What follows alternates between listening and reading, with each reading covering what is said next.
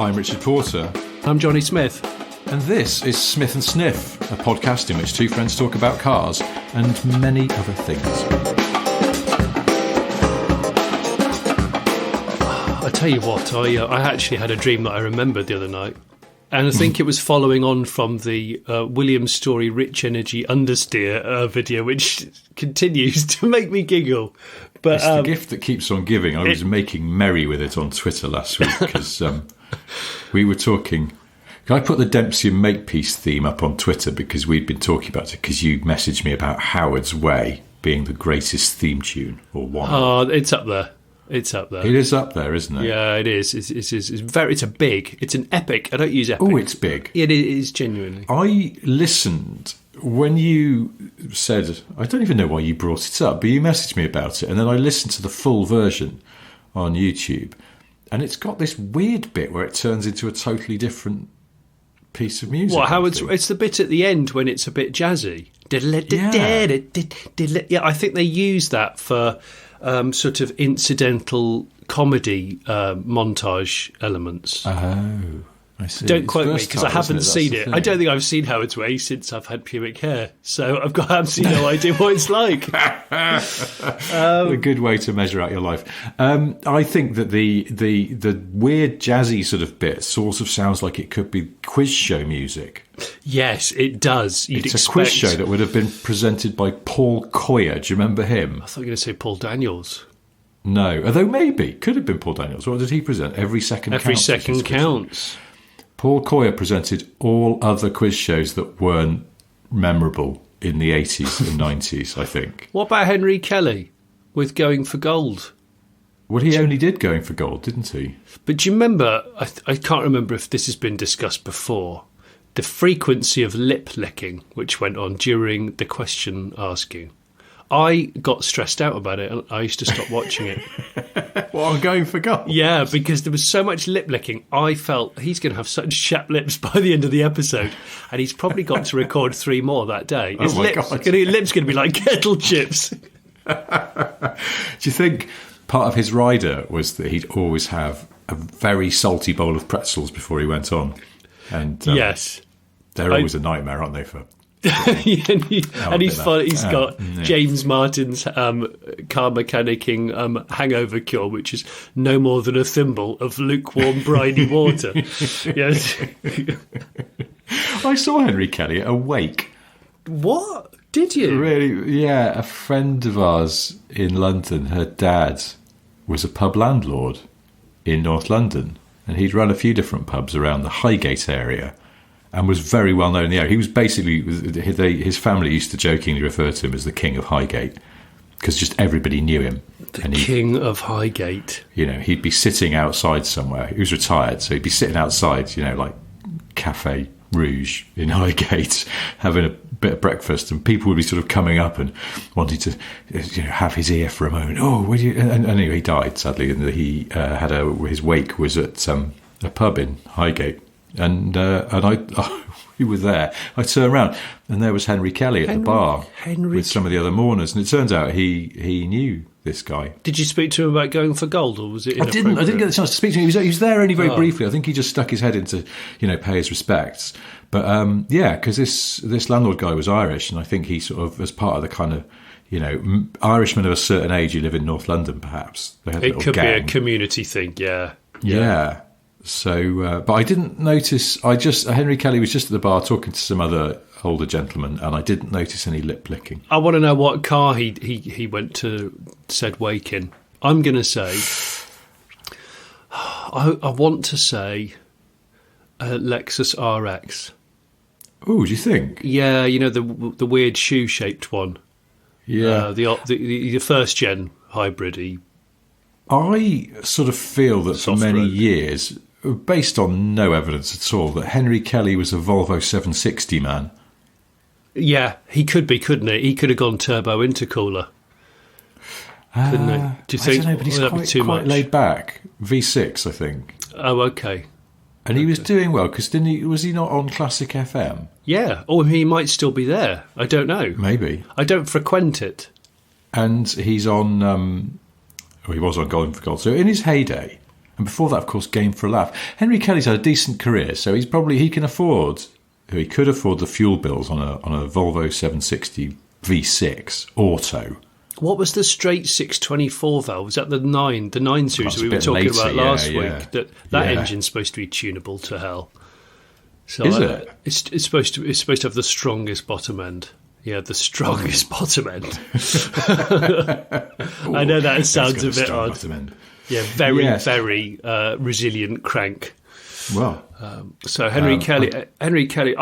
If listeners are going, who's Henry Kelly and what on earth is Going for Gold? Just type on YouTube Going for Gold and you'll watch the cheesiest intro to an 80s game show that's out there.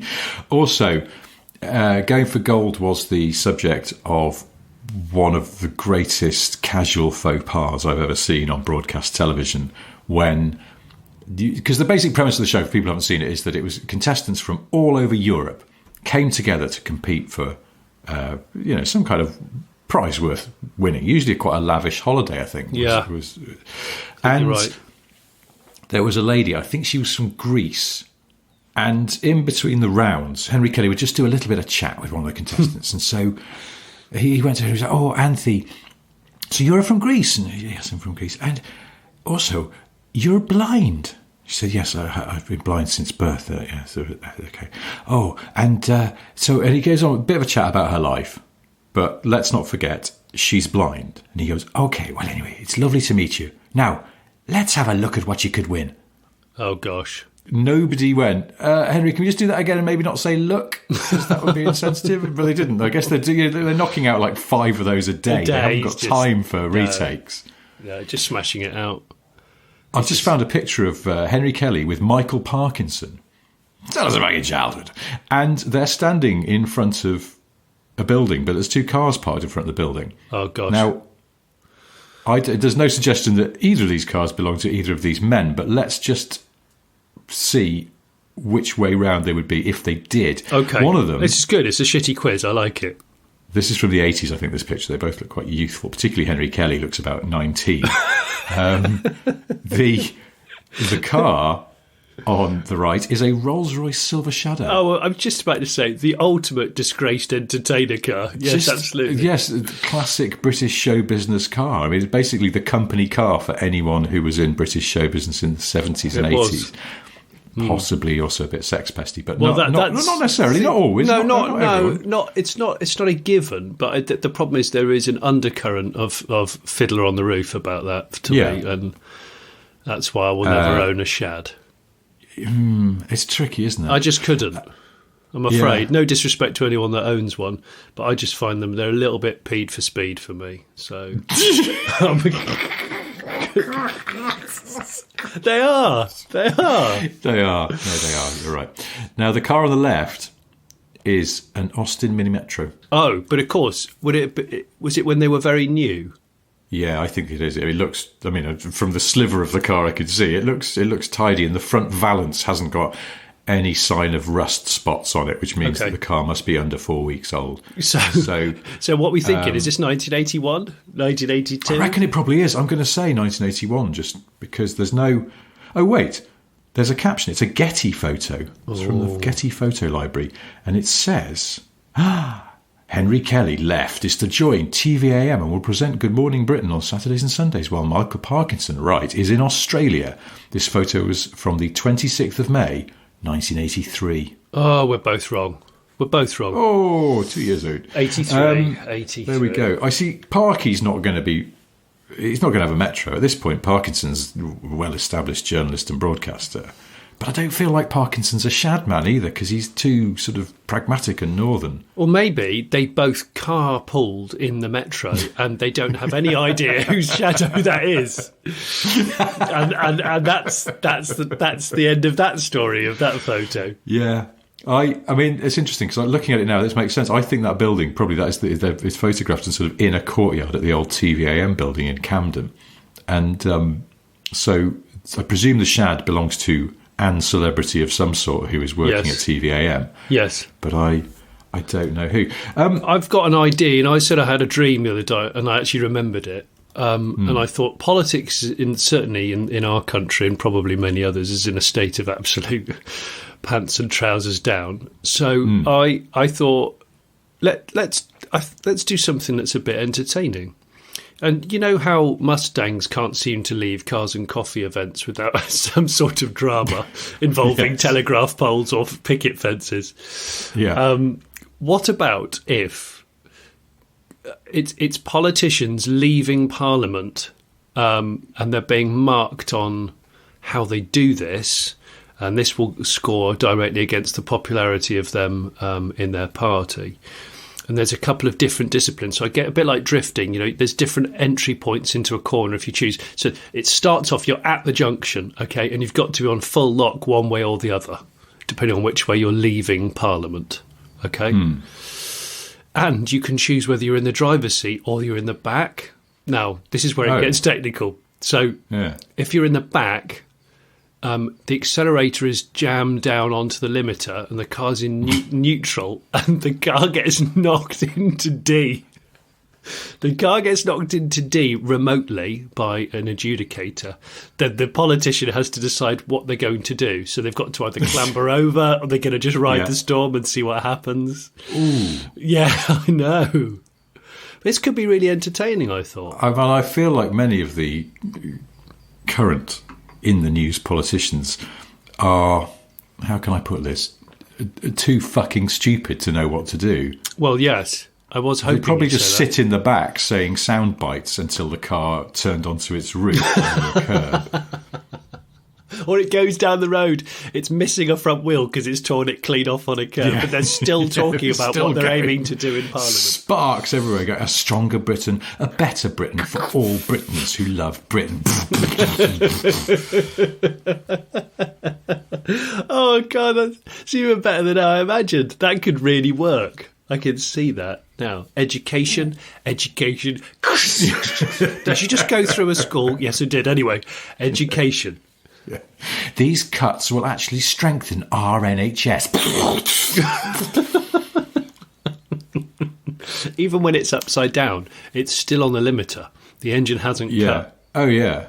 It's that horrible death howl of an engine. Well, that's it. Also, a lot of the current crop of in-the-news politicians are, again, to repeat, so fucking stupid that they probably wouldn't even notice when they were upside down. You're absolutely right. Or they'd come up, their idea of how to get out of the situation of being in the back of a car with the throttle jammed open and no driver. Don't you just want to watch this now, though? Yes, I do now. Come on. I can picture it as well. I'm picturing sort of the people who are familiar with the Whitehall area of London. I'm sort of picturing these things like just. The thing is, what car is it? I think you want something quite manufacturers. talky. Yeah, our manufacturer's allowed to product place in this, knowing full well there'll be damage. Would you want to? I don't know. But because what I'm thinking is I want it to be something really gutsy so that even if it's lost a wheel, 2 wheels, any other sort of damage, that it will keep bloody-mindedly keep pulling. Yeah, keep pulling. You could do. I mean, what do you want? Do you want SUVs? Like you could have an X5M, for example. I don't know, but I just sort of feel like... What do you think, saloons? Saloons somehow. I mean, I know an SUV will turn over probably more easily. Obviously, all of the stability controls have been disabled. Yes, those wires... We want a bit of... Those wires were chirp. snipped. When it's remotely snicked into D, you want at least a bit of chirp, if not some quite dramatic and destabilising wheel spin. Oh, I want this to happen now. It'd be like Total Wipeout, but with politicians just aimlessly... Total wank out. Yes, with Liz Truss. Ah, dear. Yes, Elizabeth Roof Truss. Now, so... It's a good idea. There we go. I'm just going to put that one out there on the cast if anyone can think about a good scenario where that would be fun. Yeah. I mean, or... I see, in my head, I'm sort of erring towards... an old shape Jag XJ, because it's sort of politicians' kind of chauffeur car anyway. It is a British politician spec car. But hear me out. Much so I like the idea of an initial flurry of power oversteer. Yes. What if we went a bit old school Oh. And it was a Rover 800. So it's front-wheel drive. Front-wheel drive. But I think because we shouldn't discount the comedy potential of a front-wheel drive car at high revs being snicked into D. And because I mean that'll suddenly change direction in a way that is not entirely desirable, won't it? Because it'll light them up. Not and just a bit of torque desirable. steer will take that across the grass. Well, in Parliament Square. The sort of Arab Emirates style of car spinning that's just particularly feral and bloody dangerous, but also quite interesting. There could be a bit of that going on if you're not careful. I mean, who says it has to go into D? Possibly. The rules would allow that on the limiter you could knock it into R. And then let all hell break loose, because if it was front-wheel drive, then you go into a real sort of boomerang-style flail, wouldn't you? Is that one of the ones like those old Nürburgring videos where the cars lose control and the driver just ends up out of the car on the floor because they're not strapped in and the doors don't close? It's that one, isn't there, where the guy just fall out of a Beetle. He just rolls out onto the floor and then just scratches his Yeah. head. His car's on its side and it's bent one of the doors over as it's rolled. Yeah. And then there's other people coming around the corner nearly hitting him. And there's just a few casual standers by at the side of the road just sort of waving, going, yeah, be careful, because like someone's just fallen out of a car whilst they're trying to race it. Mm. Yeah. So incredibly cash. So we could do that. So yeah, the rearward whip, as we might call it. In fact, the chief whip. There we go. The chief whip. Yes, the chief whip has to do it in reverse because they're setting an example of how technical these sorts of parliamentary leaving procedures can be. Yeah, I can see that. Yeah, I mean, it's sort of like it's like being trapped in a fast-moving forklift truck. Yeah, with the zero steer. Zero steer. Yeah, I love a bit of zero steer. Yes, this is, I suppose, when they raise the question, how do we get the man and woman in the street to re-engage with politics? Well, here we are. It's that. It's locking politicians into out-of-control luxury cars. Leaving the premises. Leaving the premises. Leaving the premises. Yeah. Well, we could have. I'm trying to think. What's the biggest Ford they do these days? It's probably. They don't do the Galaxy anymore, do they? They just killed. Yeah, they do. They do. They do still do the Galaxy. Okay, so a bit of front-wheel drive. People carry a whip. We could have that with the Galaxy. It could be murdered out as well, but we'll have loads of cameras inside, so we'll be able to monitor what's going on with the occupants. I tell you what, though, if you're in the third row of seats of a Galaxy and there's no one in the driver's seat and it's on the limiter... Oh, you're a long way from the business department of that car. Oh, gosh, I've got to watch this. The Ministry of Steering is very far away. The MOS, yeah. I'd love to see this. I think it'd be amazing. Talking of having accidents, I was away last week in Dorset. What, having accidents or? Well, no, thankfully not. But I was thinking of you because you'd said you'd been down to the West Country and you were extolling the virtues of a narrow car. Yes. In the claustrophobic lanes of the West Country. Yes. And you were right. I mean, so I did a lot, and it happens around where I live now as well because there's a lot of fairly narrow roads. You do that thing where someone lets you through. Yeah. But maybe they haven't left quite enough of a gap. You can get through, but they could have been more generous with the gap they've left. But at the same time, inherent politeness compels you to give them a thank you wave. So you're thanking them for not really doing it well enough. Well, I suppose you are in a way, but you still need to thank them. What I'm wondering is, and I was thinking about this while I was down in Dorset, is has anyone ever, in the course of trying to give the thank you wave, has this removing the hand from the wheel caused them to have an accident, such as crashing into the person who's just let them through? What's you're thanking them and then crashing into them? Because I just thought I feel like it's easily done. Yeah, I didn't do it, but I sort of there was one point particularly, and I tend to sort of often I won't take my hand fully off the wheel. I'll just do a little sort of raise of the fingers. I've seen you do this. Yeah, it's quite slick. It's just three or two fingers or three. Yeah. Do you know what? Often though, if it's a full thank you and they have left a nice gap and everything, I'll give them a full palm.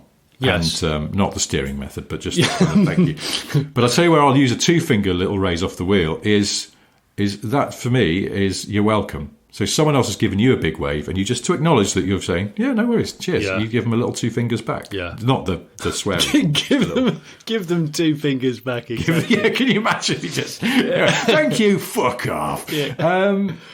So I just thought, I was like, I bet someone somewhere must have gone, I better say thank you. And particularly if they're sort of a little bit of a nervous driver and they're used to gripping the wheel tightly, and then they just release their hand to do the wave and they don't put enough lock on and they just dink into the person who's let them through. What about the sign of perfection? You know, the thumb and the finger making a circle, and then the other 3 fingers in the air like a cockatiel's feathers. Yeah. Do you ever do the perfection sign much when driving? No, I don't think I've ever done it. I've decided to start employing it in the last couple of years. I do it. Do you not think it looks sarcastic? Well, when someone's let you through a gap, because it's almost too much. You're being too generous in your praise. I probably wouldn't use it in that scenario. I've used it when going past a guy in a nice sports car, and instead of doing thumbs up, which I don't know, is just a little bit sort of old school radio DJ, I thought I'll do a perfection sign.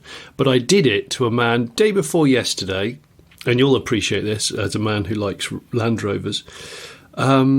Sorry, I've got a bit of trapped gas. I think I've sculled a massive coffee just before doing this podcast, and it seems to be sitting a little high. Fizzy coffee? Yeah, it's sitting a little higher than I'd like it to be. I think there's a bit of trapped air in the expansion tank. I probably need to undo the top and let it bubble.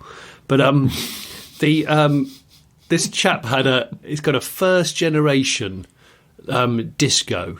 Landy disco, but I think it must have been a 2-door originally, but he's chopped it into the most perfect pickup truck. But it wasn't checker plated, and it didn't look all kind of farmer spec. It was really good British Racing Green, repainted and finished. It had some tie downs in it, and it had a little roll hoop, but no loads of like rabbit hunting lights or anything like that. It wasn't too hillbilly, and it just looked exceptional. And he was backing it. Any woodwork in the rear deck? I saw a tiny bit, but as I drove past, I was admiring it so much while he was manoeuvring. I did the perfection sign at it. I actually pointed at his face and did the perfection sign. Isn't the perfection sign rude in some countries? Oh shit! Doesn't it mean arsehole or something? Oh. So I pointed at this man's face and did the arsehole sign. Is that what you're saying? No. In some countries, not in Britain. I think generally it would be understood to mean mwah, perfect. Chef's in kiss. This country. Yeah. But also, I think don't divers use it. Divers do use it for everything is just fine. Because you shouldn't do thumbs up because it can be confused with let's go up to the surface or something. And actually, the perfection sign is used in, I'm pretty sure it's in Top Gun Maverick. I'm pretty sure they use it in aeronautical circles. I think I'm going to start using it. Yeah, can you do that? If there's any other listeners that think it's not a bad idea, can you start doing it? Maybe have a week of it. We can catch up next week.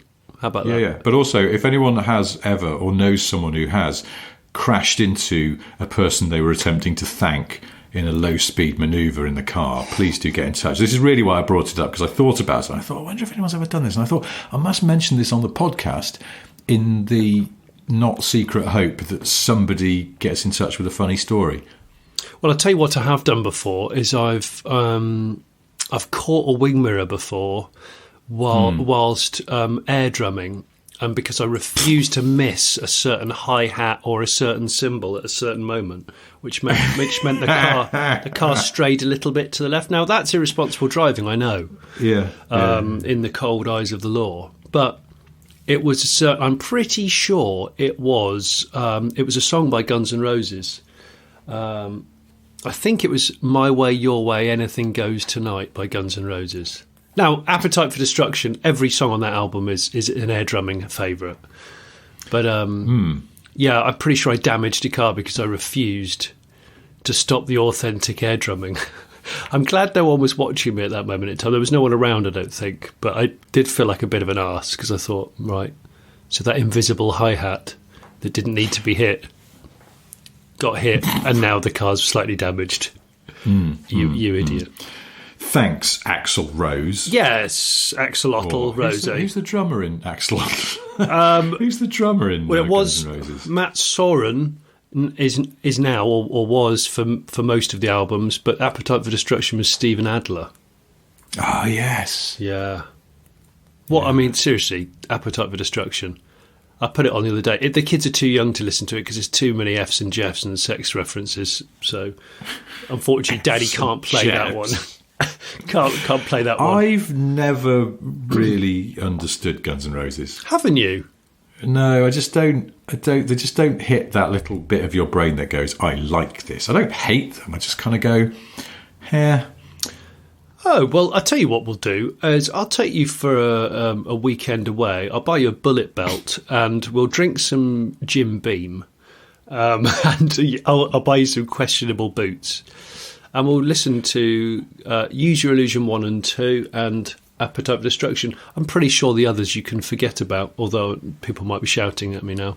But Appetite for Destruction was amazing. Yeah. Is that, I mean... And Illusion 1 and 2 were amazing.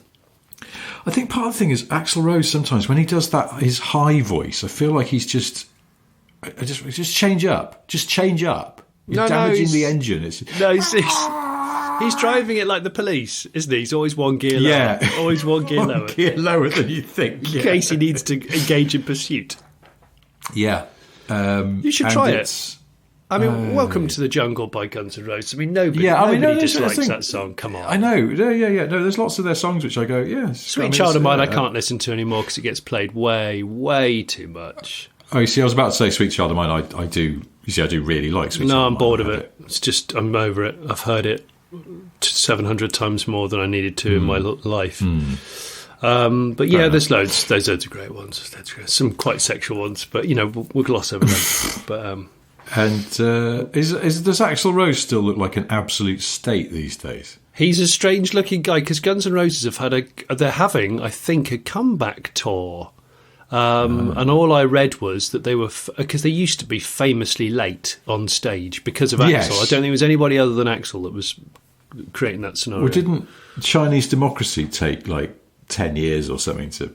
Oh, longer. Was it? Well, the band broke up and Axl was still carrying on writing it, and he said, "I'm going to." I think it was something like 15 years, and it came out, and of course it was a bit. I know it's maybe a little bit harsh, but it came out, and it's a bit like the Honda NSX. Everyone had been waiting so long for it that it could have been the best thing in the world, but because they waited so long, they were a bit like, "Oh, all right, okay, here it is. It's the new song," and it wasn't all that. So. I've just looked up Axl Rose. Yeah. I've typed Axl Rose 2022 into Google, and I think he's looking less of an absolute state. Yeah, I mean... He's had a shave for one, because he was one of those guys who, and I know I'm a fine one to talk, but he seems to be one of those guys who really shouldn't have tried to grow a beard. No, it was patchy. And he's had a shave, and he's cut his hair, and he looks all right, actually. I mean, he's carrying a bit of timber, but that's fine. I mean, he must be in his... I don't know how old he is. 60s. Well, Slash still looks the same, but you can't. Slash looks the same, but I think he always will. I don't know if anybody knows if Slash has got any eyes. But you got the bassist Duff McKagan, who's like who nearly died years ago because of drugs and badness, and he's gone the other way. I think he's sort of like a vegan yoga warrior now. So I think he's alive and well. Yeah, he's alive and well. I think Matt Soren's alive and well. I don't actually know anything about Steven Adler, the original drummer. I don't know whether he's in a good way or not. I hope he is. He's a very talented drummer. Axl Rose is 60, by the way. He's 60 years old. So actually, he's looking at these pictures. He's looking pretty well for 60. Shit. Considering some of the things he must have Oh my gosh, think about it. Seen I mean, there's been some serious AdBlue going on with him, hasn't there, in his life? Seriously. But I don't know, there's a period when I just thought Axl Rose just looked like... Oh, a terrible mess. He just looks like one of those people who just hasn't had a shower or a bath for about 6 months. When he's going, where the hell are my house keys? They're somewhere in his hair. He just walks around his own house in a big circle, going, "Where do we go now? Where do we go now?" Hey, was it not the story though with that song that that bit was an ad lib because they hadn't got any lyrics and he was just vamping in the vocal booth? That wouldn't surprise me because that's "Where do we go now?" And they went, "Oh, that's actually quite good." Where do we go? Honestly, that's good. It's good. It's good music. It's good music. It is good. I've just remembered that I wrote down Smith and Sniff live. Oh, we have to announce this. Well, we don't because we don't have nothing to announce except the theoretical. We've gone a bit early. We've started planning it, so therefore we can announce it. Okay, this is not Fire Festival.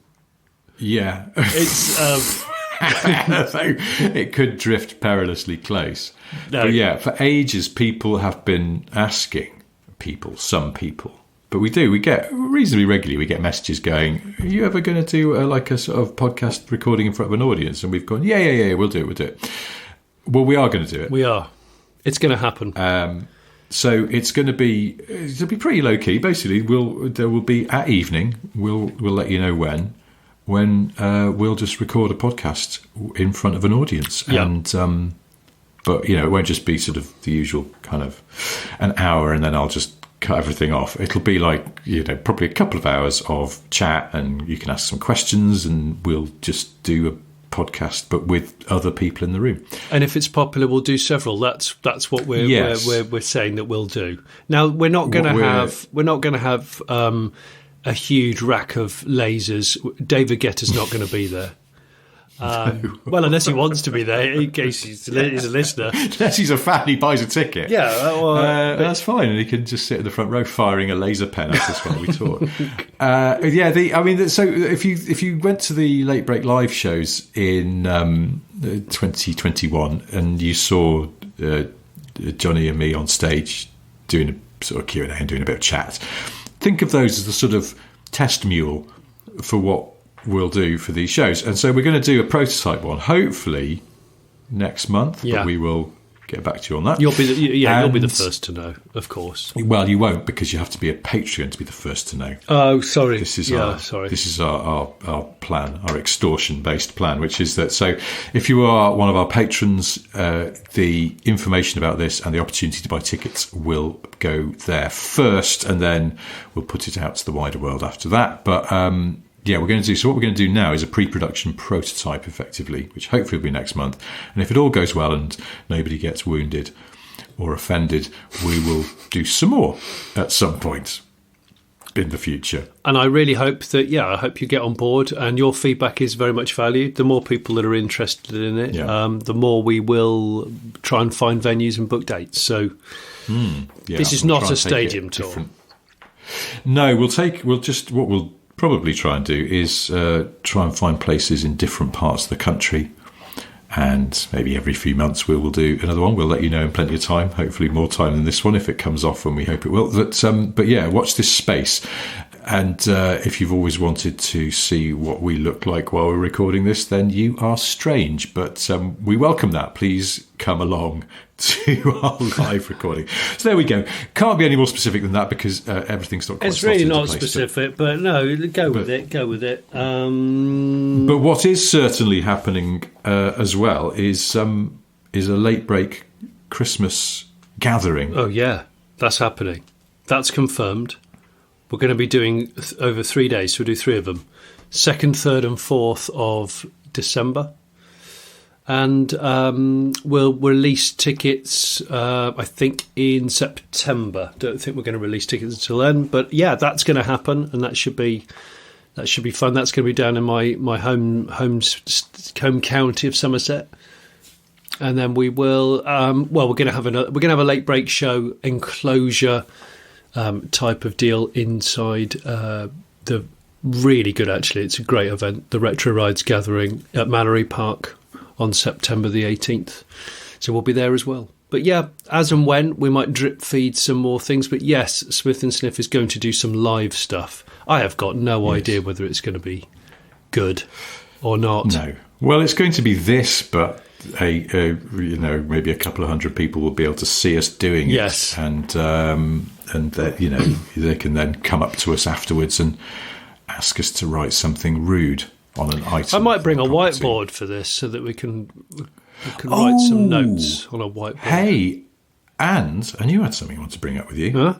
We've got new threads to wear for when we do the live show as well. Have we? Yeah, you sent me that jacket. Oh yeah, shit, yeah. Totally forgot about that. Oh yeah. Well, Johnny sent me an extraordinary objet du F1. It is last week, off of 90s Formula One. Yes, which turned up at my house, and I was out, and so I had to go the next day to the post office depot, and I had no idea what it was. And I had my kids with me as well, and we went down to the post office depot. I said, I've just got to pick. Daddy's got something. What is it, Daddy? I said, I don't know. You know, my friend Johnny, he sent me a present. Oh, and the presents, obviously, in kids' world, it's like, oh, well, that's the most exciting thing you can get is a present. So I picked it up. Immediately, I was like, oh, well, this box is bigger than I was expecting, because for some reason, I just assumed you'd sent me something. It must be something small, just some piece of nonsense that you'd found somewhere. And so I couldn't wait. I got back in the car. What is it, Daddy? What is it? I don't know. I'm going to open it.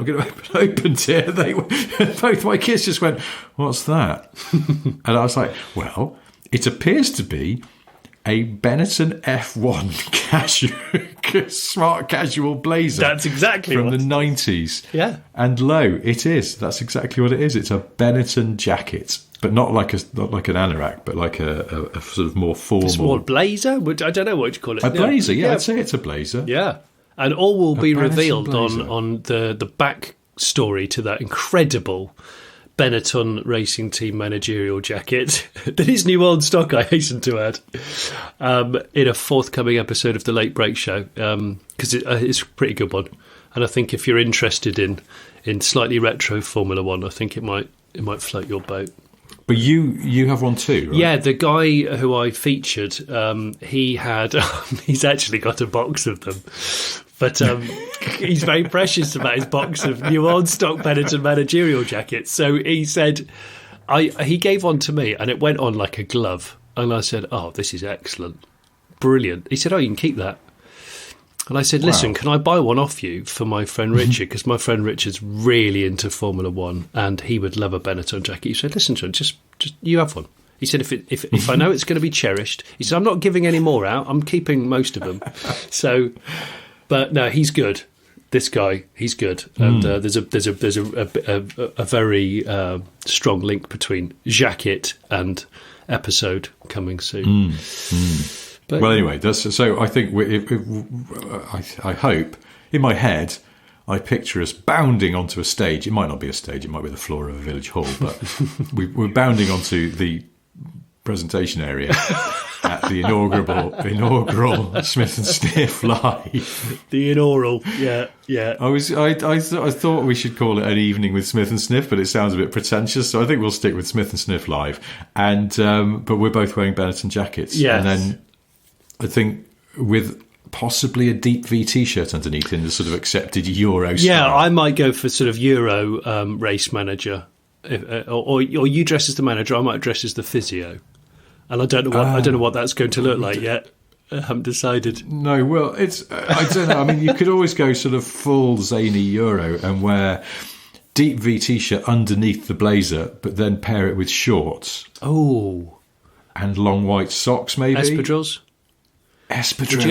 Are they allowed in a pit lane? They're probably not, are they? Espadrilles? I don't know. Well, if they're fireproof espadrilles, I mean, I'm not sure people are allowed to wear shorts in a pit lane if they're involved in the. No, there's a lot of short-sleeve shirts in Formula One, though, isn't there? Well, there were, I mean, do you know what, though? It was the 90s. This jacket's from the 90s, so... It's different rules. You know. Well, it is different rules. Cigarettes were prominent sponsors. Were smoked. Yeah, well, they were, weren't stubbed they? So... out on the bodywork of expensive cars whilst they were refueling them. Yes. But that's the thing. It feels like... And, you know, it's, I should say... famously, Jos Verstappen got into a very scary pit stop fire, didn't he, for Benetton? Yeah. And I can't really remember the details. I think everyone was wearing Nomex. Yeah. I'm pretty sure they were. Not blazers and casual deep in the V's. 90s. Yeah, I was going to say no one was wearing shorts at Esperance.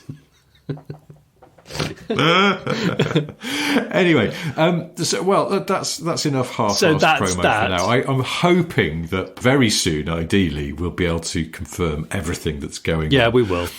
With Smith and Sniff Live, and next month tickets will be on sale for what are you calling it? The late break at Christmas, a very late break. Christmas. I haven't actually given it a firm name yet. Do they know it's late break Christmas? Yes, at all? That's what it's going to be called. Well, there won't be late break in Africa, etc. Well, tonight, thank God it's them.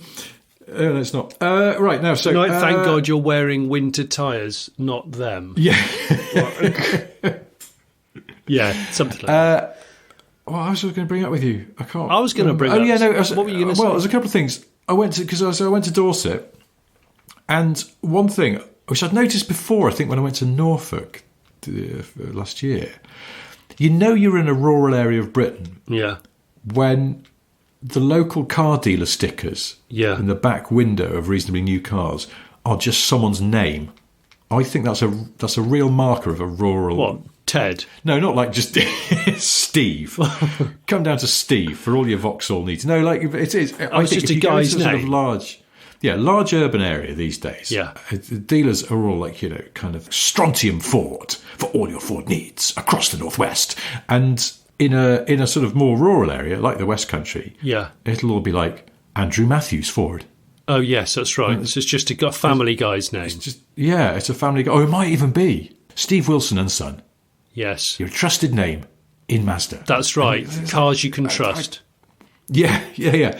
But you just don't get that. If you went to, you need urgently to buy a Kia in Birmingham, it would be like Flagstaff Kia across the Midlands and the Northeast. And it's all the big dealer groups. But you go to rural areas and you'll just see a sticker in the back of a Fiesta and it'll just say Bill Paulson, Ford. I'm just trying to remember. Bill Paulson? Is he still alive? Well, that's the thing. Is he still alive? My dad bought the Montego, Austin Montego, from a small dealer. And I think he was a Brian, actually. Oh, really? Yeah, I think he was a Brian. I'm trying to remember. My dad will know. My dad will remember. I think he was like Brian Edwards, quality used cars. There. See, that's a classic. Yeah. With those slimline stickers in the bottom of the rear window. Yeah. Which usually have a frame. They have a pinstripe frame around them. Yes. And then you're driving through a sort of large village, and to your surprise, you actually go you go past like Nigel Peters, your trusted local name in Hyundai, and it's still got petrol pumps out the front as well, yes, like just two. Yes. But they've all been capped off, haven't they? And someone's put maybe a promotional sleeve over them. Well, maybe they haven't. Sometimes they haven't. Yeah. We went past a petrol station in Dorset that was still had a person came and served you. Oh, it was still serviced. Oh, that's lovely. It was shut both times I went past because it was a weekend. Yeah. Gosh, I can actually I can vividly remember the last time I visited an attended pump fuel station, and it was in a Vauxhall VXR, a Monaro VXR 500. Ooh. That's how long ago it was. Were they rubbing their hands in glee? I think they were, because you'll be back, because we had to brim it, didn't we? Because we was going on a bit of a road trip, and and that station's since been pulled down and turned into real estate, which is sad for Emoji Face. Huh. Yeah, but then that was that. Yeah. I know. I was going to talk to you about. I was going to talk to you about the new Civic Type R. Yeah. Just thought I've had a goosey gander around it. Have you? Yeah, I have. I've been in a studio touching it. What does it look like in the real? Good. I really didn't like the previous Civic Type R. I thought it was embarrassing. And if we're going to talk code names, FK8. And you FK8? FK8, but the latest Civic Type R is the FL5. Where do they come up with these? I don't know. So I was testing myself. Let's do a little quiz. The first Civic Type R, which we didn't get in this country, was EK9. The Civic Type R that we did get in this country, because we made it, was the EP3. The second one, the first sort of boxy, taller one. the taller one that was mostly black and looked a little bit like a shoe, early 2000s. Yeah, and which I never much cared for. I didn't like them visually. I enjoyed driving them. And then the next one came out, which is my favourite Civic, as you know, the spaceship Civic, as I call it, which was the FN2. F for Freddie, N for Nigel. It was the Freddie Nigel 2. So you've gone from EP3 to FN. They all sound like banned substances in cycling to me. Yeah. They found traces of EP3. They found traces in his bloodstream. Lance Armstrong, he's banned again. Yeah, he smuggled another Type R into his motorhome just before the race. Yeah. Awful. So EP3, first British made Type R. Then FN2, again British made because they were, which is my favourite one. Although the rear suspension not great, but the rest of it's great. Then the FK2, which is the more kind of familiar shape that we've got similar now. And then the FK8, which was the 2017 car, which had all the shit thrown on it and loads of faux vents and silly winglets. And that was 2017 to now. And then this one is the FL5. So there we go. There's your whistle stop. The Civic Type R tour. Okay, more from the Civic Type R in a minute. So a friend of mine has ordered one of the new Civic Type Rs. Ah, cool. He straight out of the box for sort of the reason that you're alluding to, which is that he loved the idea of the old one. He's a real Japanese performance car enthusiast. Yeah, and he just couldn't bring himself to buy the old one. Didn't want it on the drive. Although it was magnificent to drive, he was just like, I'm in my 40s now. It's just embarrassing. Yes. So, agree. New one's announced. It's a bit more grown up. And he's dived straight in there and ordered one in white. Oh, championship white. Championship white, because as he said, I'm a Japanese performance car enthusiast. You've got to have a fast Honda in championship white with the red interior. I have to say, the car in the studio that I walked around was white with the red. There's a lot of red inside, and it looked magnificent. I took two things that I took home. A, some pens. They've clean. Yes, exactly. A free drink. I took a Capri Sun out of the fridge. Two. Two. I stole a Honda pen. Three. They've cleaned it up. Before it was really cluttered. Now it's really clean. Yeah. This is, Civic in general rather than just Type R. But what they've done with the Type R is everything they've added to it is absolutely functional. So all the vents are real open vents that you can tell are real. And the aero is believable. The rear wing's gone back to the early 2000s Fast and Furious spec, I thought, because it's on die-cast aluminium struts, and then the wing sits atop it, just like the stuff that people were adding onto their cars in the early 2000s. But it does work, especially in white, because all of the Type R bits are gloss black, so it contrasts nicely. But what does the rear wing not sort of jar slightly, because it is the one kind of slightly max power looking add-on, where everything else is much more sort of subtle and functional now? I know the wing is functional, but does it not look a bit sort of Larry? Yeah, the way it's contoured is such where it's nowhere near as Larry as the previous car. But what you could do, it'd be interesting to do it on Photoshop or something as an experiment, is the stays, the aluminium stays that I just talked about, are gloss black. If you did those in body colour body colour, it might actually look a bit more subtle, because then it'd look like the black wing was just floating in midair. I don't know. It might not. Have they mentioned, I couldn't find any mention of this, but is there any suggestion they might do a sport line version like they did with the outgoing car, which doesn't have the rear wing? They haven't mentioned that, but what they have said, and they all they didn't say it officially, but even real Civic hardcore enthusiasts who I spoke to said the Sportline hardly sold at all. Apparently, really? I thought it was a great idea, because it was along that vein of the 911 GT3 and GT3 Touring. It's like, why would you want the one with all the bits on? You could have the same performance with a bit toned down. Well, in Civic R-land, no one wants that, it seems.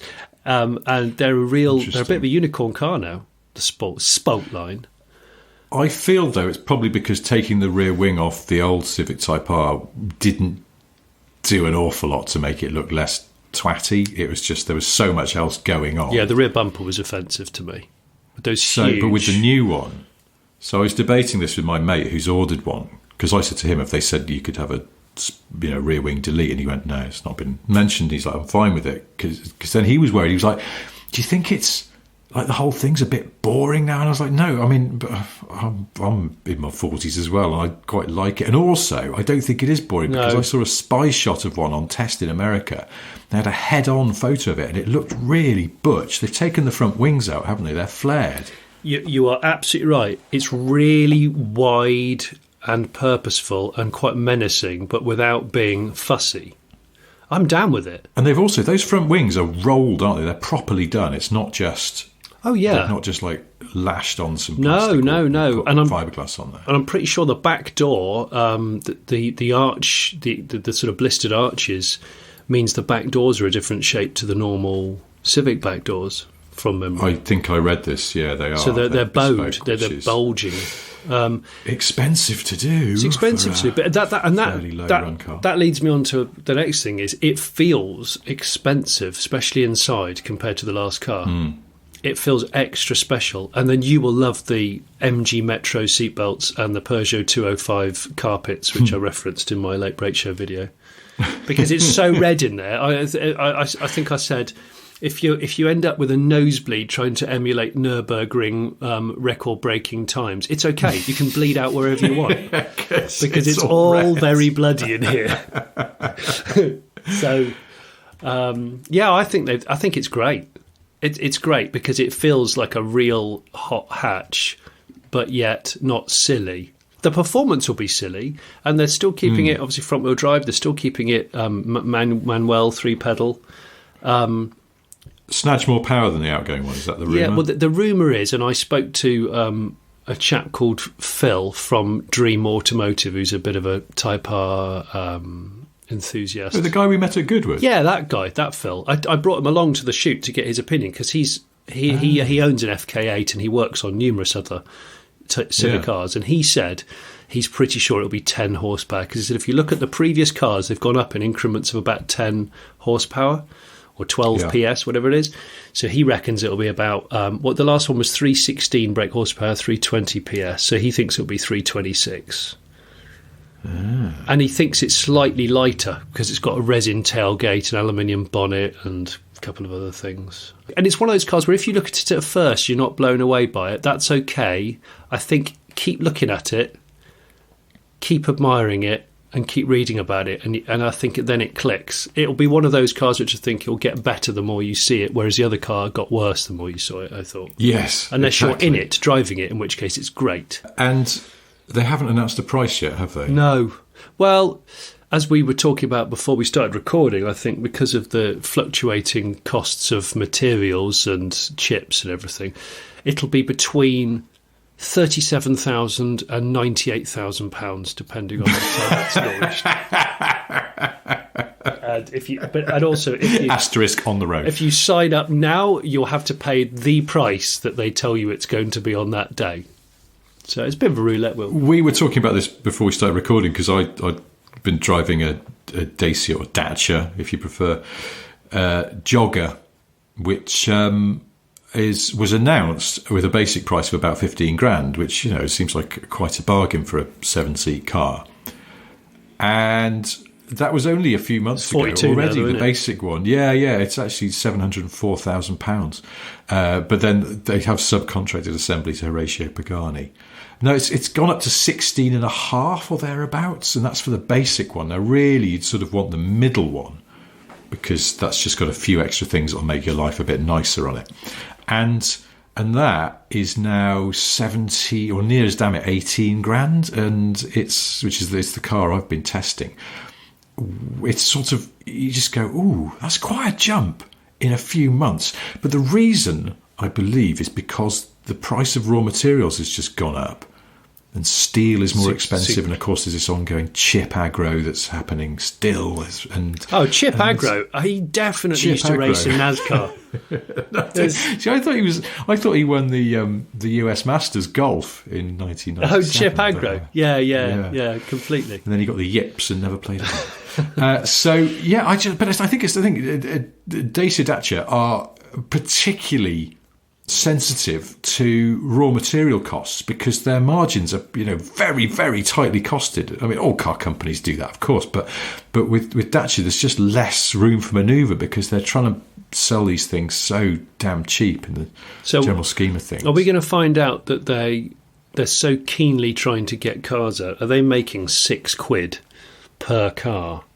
It's quite possible that it's just to keep ends meeting. There's all sorts of stuff goes on with Dacia to make sure that. But also, I think because they probably now, or the Jogger and the new Sandero, they're built on a bang up to date box of parts that's under the new Clio, the latest Clio. So more modern, right? Things. So it's more modern, but it's got 3-cylinder. Turbocharged engine in it now rather than some old sort of 4 from a 90s Clio, and there must be a cost associated with that. It's just a more complicated engine. The saving has got to come from economies of scale.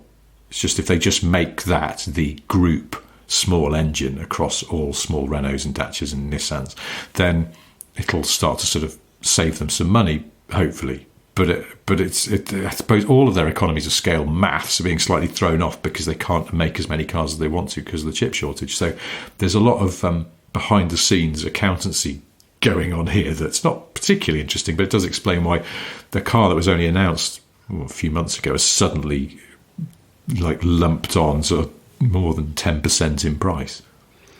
Sorry, that was a bit sensible, wasn't it? I was going to ask something a little bit less sensible. As soon as you mentioned Dacia Jogger, I thought, seriously, I hope you drove around that wearing some particularly slack tracky bottoms. I went the other way. I drove it only wearing some uncomfortably tight Adidas striped shorts from 1986. Oh, okay. Full George Michael spec. Okay.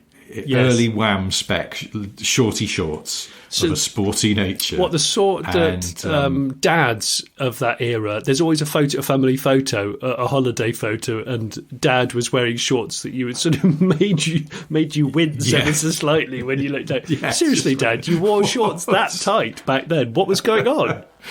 But with the long white socks and a pair of green flash. Oh, but then Dunlop green flash. A thick cotton t-shirt. None of your breathable technical Ron Hill fabrics. Oh no! If you're going running, people don't say jogging anymore, do they? There's no such thing as jogging. No. You're going for a run. I say jogging. I make a point of saying jogging because I don't feel like I could commit to saying run. It feels too loaded as a statement. Well, it feels too fast, doesn't it? Jogging is definitely slower. Jogging is cantering. Yeah.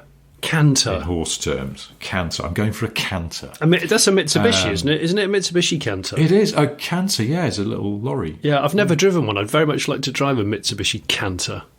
Well, I want to add to your newfound enthusiasm for cab over engine machinery. Yeah, that is Sebastian Coe spec, that one. Sebastian Coe That is Sebastian Canter, yeah. I was going to tell you a bit about the Jogger, but we're sort of running out of time here. Maybe I'll mention it. We'll talk about it next week. It's quite good. Jog on, Richard. Of course not. But jog on, my son. Get a jog. Oh, you jog on. But for now, we should wrap this up. Before we go, though, I do have 3 things to tell you. They are: 1, Johnny has a solo YouTube channel. It's called The Make Bait Show, in which Johnny's forced to mix up various substances in a desperate attempt to attract fish this week. Molasses, breadcrumbs and peas.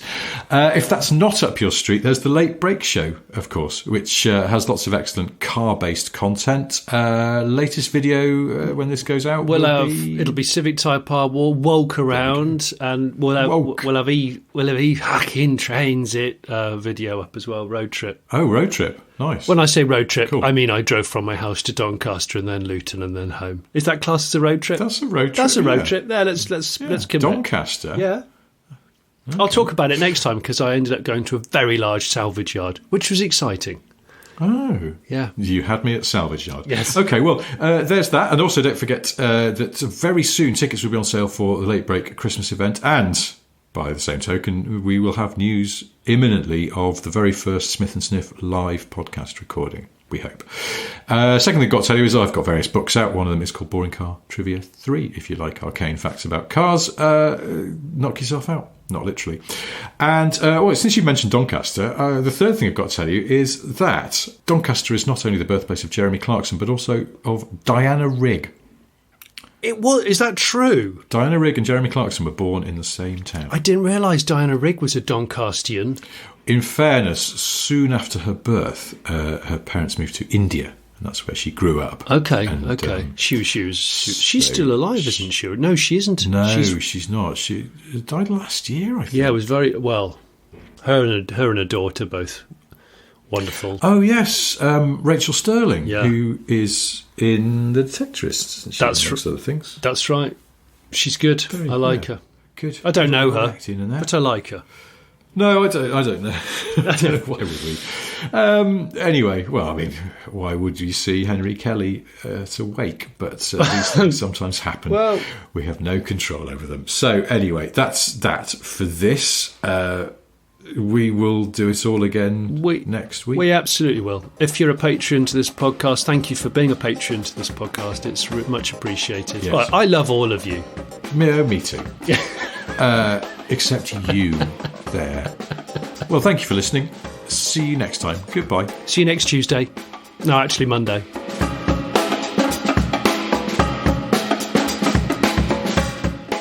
Fun. Fun.